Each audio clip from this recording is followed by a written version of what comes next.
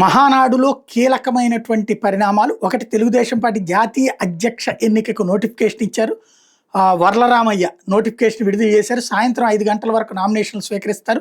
రేపు నామినేషన్ల పరిశీలన, అభ్యర్థుల జాబితా ప్రకటన, రేపు సాయంత్రం 4 గంటలకు ఎన్నికల ఫలితం. అంటే అక్కడ ఎన్నికే ఉండదు. చంద్రబాబు నాయుడు, లోకేష్ అన్నటువంటిది మరి కాసేపట్లో తేలబోతోంది. ఇదే సందర్భంలో మహానాడులో ఆంధ్రప్రదేశ్ సంబంధించి నారా లోకేష్ స్పీచ్ హైలైట్ అయింది. టీడీపీ అంటే పేదల పార్టీ అంటూ 6 శాసనాల్ని ప్రతిపాదించారు.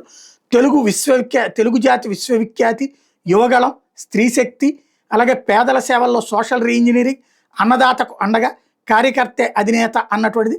తెలుగుదేశం జాతి కోసం పుట్టిన తెలుగు జాతి కోసం పుట్టిన ఏకైక పార్టీ టీడీపీ. సమాజంలో మహిళలను చులకనగా చూసే పరిస్థితి మారిపోవాలి. తెలుగు జాతి కోసం పుట్టిన ఏకైక పార్టీ టీడీపీ. మనకు అధికారం కొత్త కాదు, ప్రతిపక్షం కొత్త కాదు. మారుతున్న కాలానికి తగినట్టుగా పార్టీ కూడా మారాలి.